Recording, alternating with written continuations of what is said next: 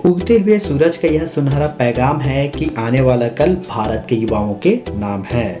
जब हम युवावस्था के दहलीज पर कदम रखते हैं तो जो खिलौने हैं वो हमारी सोच को एक नई कल्पना, एक नई रंग देते हैं।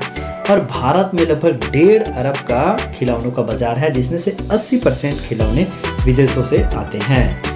पहली बार जब नरेंद्र मोदी ने वोकल फॉर लोकल और आत्मनिर्भर भारत का आह्वान किया था तो पूरे देश में जैसे खिलौने और खेल को संरक्षित करने की होड़ सी मच गई थी। इसी तारतम्य में शिक्षा मंत्रालय, महिला बाल विकास मंत्रालय एवं वस्त्र मंत्रालय के संयुक्त तत्वाधान में इंडियन टॉय फेयर का आयोजन किया गया था। और इस आयोजन ने छात्राओं के में नवाचार को न केवल बढ़ावा दिया था बल्कि उनकी सोच और उनके अंदर की कल्पना और तकनीक के द्वारा उन्होंने जो खिलौने हम सबके सामने प्रस्तुत किए उसने पूरे अंतर्राष्ट्रीय बाजार में भारतीय कला और जो खिलौने हैं उनका लोहा मनवाया था। जब आप आत्मनिर्भर बनने के प्रयास कर रहे होते हैं तो ये मान के चलिए कि हमारा भारत भी आत्मनिर्भर बनने की राह पर चल रहा होता है। इसी तारतम्य में हमारे स्कूल में भी छात्र छात्राओं, शिक्षकों और पालकों के द्वारा बहुत सारे खिलौने भी बनाए गए थे। और अभी प्रस्तुत है कुछ खिलौने जो शिक्षकों के द्वारा बनाए गए थे, वो अभी इस क्लिप में आपके सामने दिखा रहे हैं। तो चलिए चलते हैं शिक्षक और उनके खिलौने। आज इंडियन टॉय फेयर के अंतर्गत मैं के पटेल जवाहर नवोदय विद्यालय जांजगीर चांपा की तरफ से कुछ खिलौने आपके सामने प्रस्तुत कर रहा हूँ। ये वे खिलौने हैं जो कि मिट्टी से बने हुए हैं और इसको बनाने के पीछे मेरा उद्देश्य यही है कि हम जो ट्रेडिशनल गेम हैं जो विलुप्त भी हो रहे हैं और जो बच्चे हैं आज चाइनीज गेम्स के प्रति या मोबाइल गेम्स के प्रति बहुत ज़्यादा उसमें इंटरेस्ट दिखा रहे हैं, जो कि हमारे हेल्थ के लिए भी बहुत ज़्यादा नुकसानदायक है। तो ये इसको बनाने के लिए मैंने क्ले सेल यूज किया है। और ये हम जो गांव में जो ये सारी चीज़ें हम देखते हैं, जैसे ये मैंने एक बैल का शेप दिया है जो हम गांव में इसकी पूजा भी करते हैं, पोला त्यौहार। तो ये इस तरह से बैल के द्वारा न केवल वो हमारे ट्रेडिशनल कल्चर से भी कनेक्ट होते हैं, प्लस उनको इन सब के बारे में जानकारी भी होती है। इस तरह के कुछ और कलर्स यूज करके ये खिलौने बने हैं। तो क्ले सेल यूज करने से क्या होगा, ये ना केवल इको फ्रेंडली है बल्कि हम लोग के माइंड को भी क्रिएटिव करती है। और बच्चों का ये सारे खिलौने बनाने से उनके जो मैक्सिमम जो बॉडी पार्ट्स हैं वो यूज होते हैं, तो इससे उनकी कंसंट्रेशन पावर भी डेवलप होती है और साथ ही साथ जो क्रिएटिविटी और इमेजिनेशन है वो भी डेवलप होती है। तो निश्चित ही ये गेम्स हमारे आत्मनिर्भर भारत जो नरेंद्र मोदी का एक संकल्प है उसको बढ़ाने में आगे करती है। तो मैं चाहता हूं कि बच्चे भी ज़्यादा से ज़्यादा इन गेम्स को आगे लाएं और हमारे भारत को सशक्त करें। जय Hind. Hello guys, good morning. मैं Mrs Preeti Verma as a PET female Navodaya Vidyalaya Chirda में कार्यरत हूँ। और ये जो आत्मनिर्भर भारत इस समय चल रहा है, एक अभियान चला रखा है हमारे प्रधानमंत्री जी ने, उसके तहत ये छोटी छोटी आइसक्रीम की जो स्टिक्स होती है जिससे बच्चे आइसक्रीम्स खाते हैं, हम लोग घर में खाते थे, पहले पहुँच के फेंक दिया करते थे, तो उसका यूज़ किया गया है। इसमें एक छोटी सी नाव बनाई गई है आइसक्रीम की स्टिक से।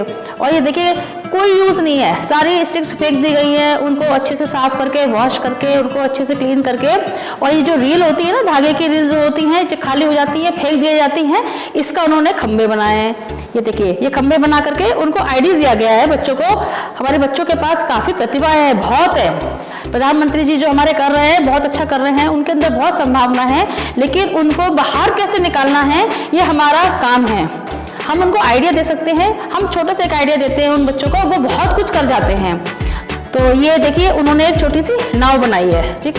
दूसरा ये है एक तरह से ये लैंप भी है, और इसको लैंप ना यूज़ करके, ये भी उसी का है, आइसक्रीम स्टिक्स का है। लैंप अगर यूज़ नहीं करते हैं तो आप इसको एक गुलदस्ते की तरह भी यूज़ कर सकते हैं।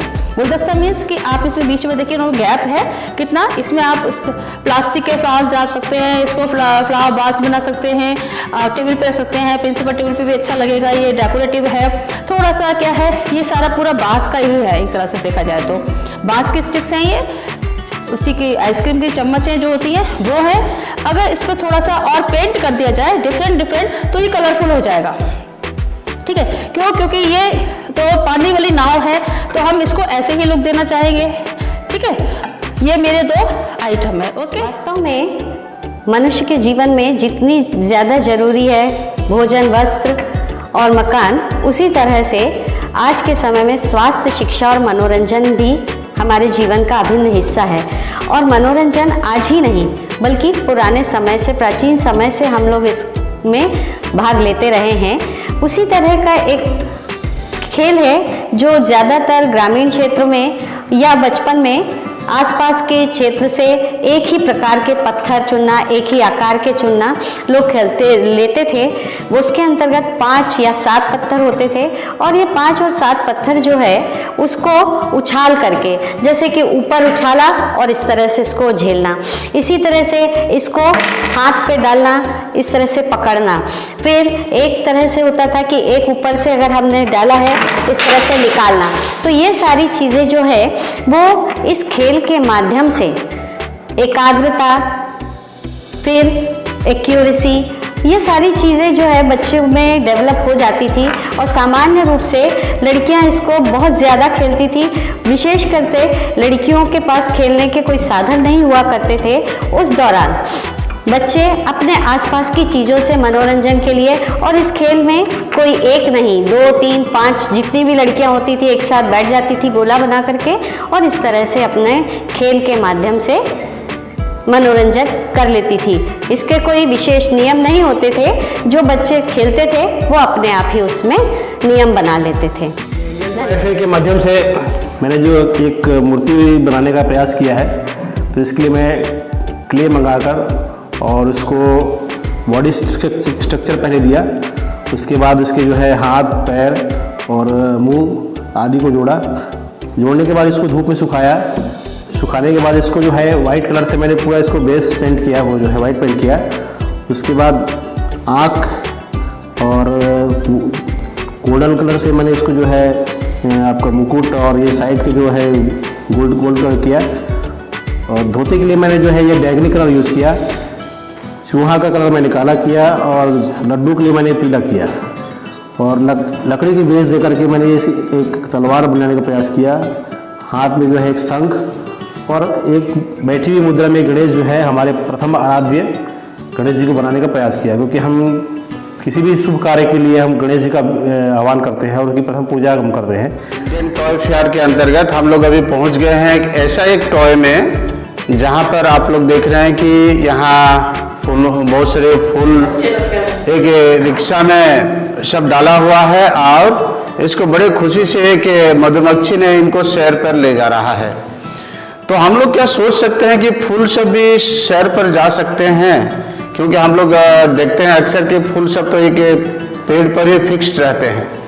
इस क्लिप के माध्यम से आपको समझ में आ गया होगा कि लोकल फॉर वोकल क्या है। आइए थोड़ा इसे विस्तार से जानते हैं। कोरोना महामारी जिसने न केवल भारत की बल्कि पूरे विश्व की अर्थव्यवस्था को तबाह कर दिया है। लॉकडाउन में जहां लोगों की सेविंग्स खत्म हो गई, वहीं व्यापारियों की भी सैलरी देने, उत्पादन न होने और माल के न बिकने से काफी ज्यादा नुकसान हुई। तो भारत के प्रधानमंत्री श्री नरेंद्र मोदी जी ने व्यवसाय और वाणिज्य प्रणाली को पटरी पर लाने के लिए लगभग 20 लाख करोड़ रुपए की राहत पैकेज का ऐलान किया और साथ ही लोगों से निवेदन भी किया कि भारत की अर्थव्यवस्था को सुदृढ़ करने के लिए लोकल सामान ज्यादा खरीदें, ताकि छोटे उद्यमियों को फायदा हो और देश का पैसा देश में रहे और हम लोकल के लिए वोकल बने। वोकल फॉर लोकल का मतलब है कि देश में निर्मित वस्तुओं को केवल खरीदे ही नहीं बल्कि साथ में गर्व से इसका प्रचार भी करें। हर ब्रांड पहले लोकल ही था, उसके बाद ही ग्लोबल ब्रांड बना है। ठीक उसी तरह से हम भी अपने लोकल प्रोडक्ट्स को ग्लोबल ब्रांड बनाना है। जैसे पहले खादी भी लोकल था, पर अब यह भी ब्रांड है, इसे हम सब ने ही ब्रांड बनाया है। तो आप भी सभी वोकल फॉर लोकल बने। बहुत बहुत धन्यवाद।